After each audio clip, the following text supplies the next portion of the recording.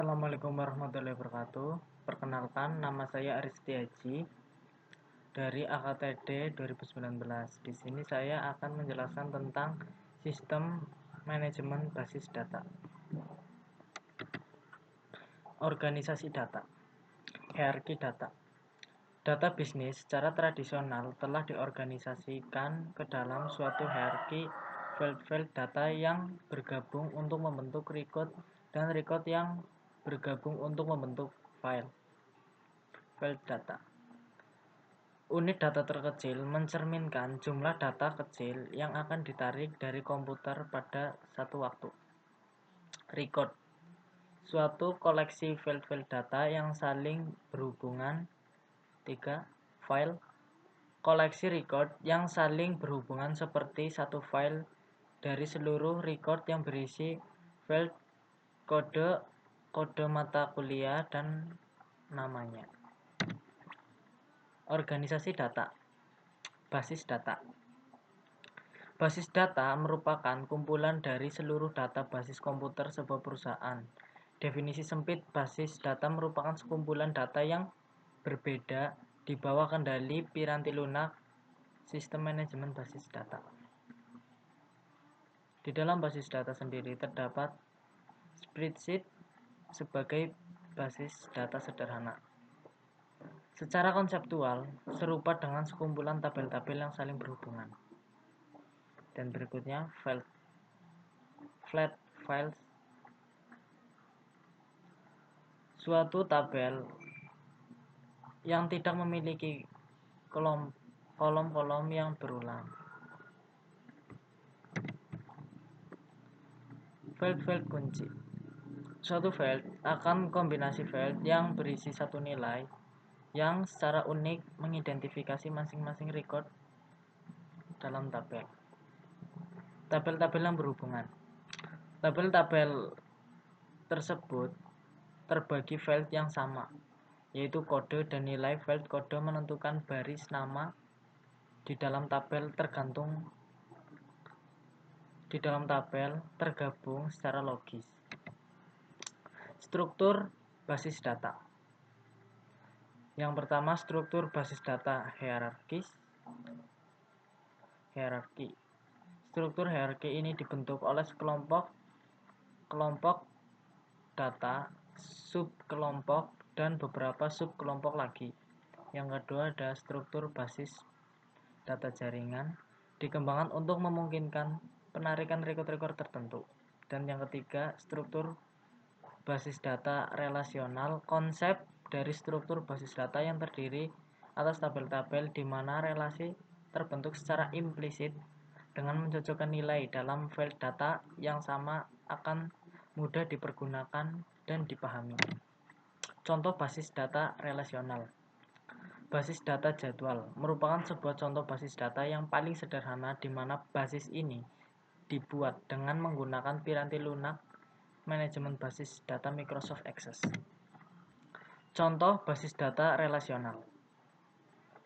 Konsep basis data, suatu urutan-urutan yang logis dan secara intuitif tepat meskipun masing-masing record dan basis data tersebut dapat tersebar di banyak file dan letak di seluruh penjuru ruang penyimpanan komputer. Ada independensi data, adalah kemampuan untuk melakukan perubahan pada struktur data tanpa melakukan perubahan pada program-program aplikasi yang memproses data. Ada kamus data, mencakup definisi-definisi dari data yang disimpan di dalam basis data dan dikendalikan oleh sistem manajemen basis data. Membuat basis data. Yang satu, menentukan kebutuhan data. Kita dapat menggunakan dua pendekatan untuk menentukan kebutuhan data, yaitu pendekatan yang berorientasi pada proses dan permodelan perusahaan. Pendekatan yang berorientasi pada proses biasanya berisikan yang pertama adalah mendefinisikan masalah, mengidentifikasi keputusan yang dibutuhkan, menjabarkan kebutuhan informasi, menentukan pemrosesan yang dibutuhkan, menentukan spesifikasi kebutuhan data. Dan yang kedua pendekatan permodalan perusahaan. Pendekatan permodalan Proses orientasi memungkinkan kebutuhan dalam masing-masing sistem dan didefinisikan dengan salah satu cara yang logis. Hal ini dapat diatasi dengan permodalan perusahaan. Membuat basis data. Dua teknik permodalan data yang dapat digunakan untuk membuat yang diinginkan oleh perusahaan. Yang pertama adalah diagram realisasi entitas. Diagram relasi entitas digunakan untuk menguraikan hubungan antara kumpulan-kumpulan data konseptual sehingga record-recordnya saling terhubung dan dapat digabungkan bersama. Yang kedua, diagram kelas digunakan untuk hubungan data maupun tindakan-tindakan yang mengoperasikan data ke dalam relasi. Menggunakan basis data. Yang pertama ada formulir.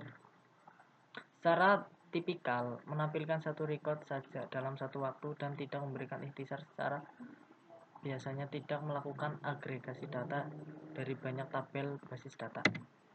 Menggunakan basis data yang selanjutnya ada penyaringan. Basis data ini memiliki jumlah data yang luar biasa banyaknya. Pengguna memungkinkan ingin menyaring record yang ingin dilihat dengan menggunakan formulir ini. Subformulir, entry-entry di dalam subformulir secara otomatis akan dihubungkan dengan record formulir. Menggunakan basis data. Laporan report. Data teragregasi dari bisnis data yang diformat dengan cara yang akan membantu pengambilan keputusan. Yang selanjutnya ada query. Query adalah suatu permintaan kepada basis data untuk menampilkan record-record yang dipilih. Personal basis data. Administrator basis data, spesialisasi informasi yang ahli dan mengembangkan, menyediakan dan mengamankan basis data. Programmer basis data, seorang yang menulis kode untuk memecahkan dan untuk mengagregasi data bagi basis data. Pengguna akhir, mereka membuat laporan dan formulir, memberikan query kepada basis data dan menggunakan jawaban dari pertanyaan-pertanyaan basis data mereka untuk mengambil keputusan. Menempatkan sistem manajemen basis data dalam perspektif, yaitu basis data memiliki keuntungan. Yang pertama, mengurangi pengulangan data. Yang kedua, mencapai independensi data. Yang ketiga, mengambil data dan informasi dengan cepat. Yang keempat, keamanan yang lebih baik. Selain keuntungan, ia juga memiliki kerugian. Yang kerugiannya adalah yang pertama, membeli piranti lunak yang mahal. Harganya tentu saja mahal ya, karena itu merupakan alat yang penting. Dan yang kedua, mendapat konfigurasi piranti keras yang besar. Dan yang ketiga, mempekerjakan dan memelihara staf DBA. Sekian penjelasan yang bisa saya sampaikan. Bila terdapat kesalahan, saya mohon maaf yang sebesar-besarnya. Wassalamualaikum warahmatullahi wabarakatuh.